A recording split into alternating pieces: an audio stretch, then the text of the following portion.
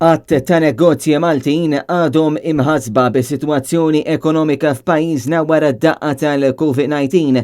Dan ħareġ minn stħarriġ li għamlet il-Kamra ta' Negozji Żgħar u li ġie ppreżentat il-ġimgħa filgħodu.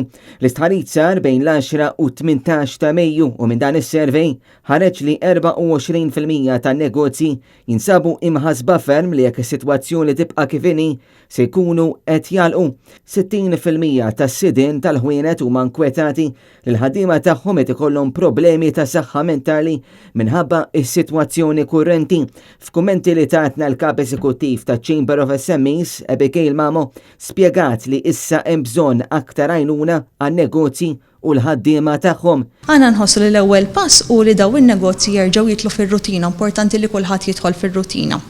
Jamlu kuraċ il-xurxin, għax ovvjament l-2021 bdiet daqsxejn bil-mod u hopefully tkompli tirkupra, pero aħna nħossu wkoll li għandu jkun hemm skemi biex ninċentivaw iktar lin-negozji jagħmlu iktar fejn jidħol is-saħħa mentali, fejn jidħol it-team spirit biex inżidu l-produttività fl-aħħar mill-aħħar. Tul il-preżentazzjoni tal-istess survey, Mamo qalet li minn dak li qed jingħad minn negozji huwa evidenti li l-luq tal-ħwienet f'Marzu li għadda kien ta' ħasda akbar meta mqabbel ma' dak li ġara is-sena ta' qabel. Infatti mill-istħarriġ tal-Kamra tan-Negozji Żgħar ħareġ li 23% għadhom imħassba u jinsabu inċerti dwar meta se jirkupraw mill-pandemija.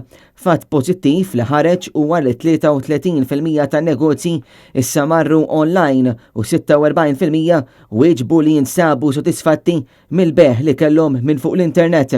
Dwar l-aspettattivi tan-negozji 47% qalu li kollox mexa kif kienu qed jaħsbu, 48% marru qar minn dak li kienu qed jassumu u 5% marru aħjar milli kienu qed jantiċipaw.